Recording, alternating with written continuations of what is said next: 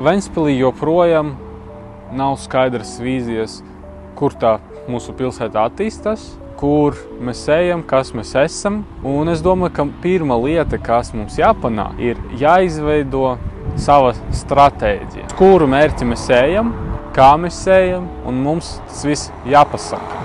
Mums nav jāraksta garas, oficiālas, formālas stratēģijas, mums jāpasaka reāla stratēģija, ventspilnieku vīzija, ko mēs gribam izdarīt. Piemēram, man ļoti patīk tāds teiciens, tāds vārdu kopums, kas ir American Dream, Amerikas sapnis.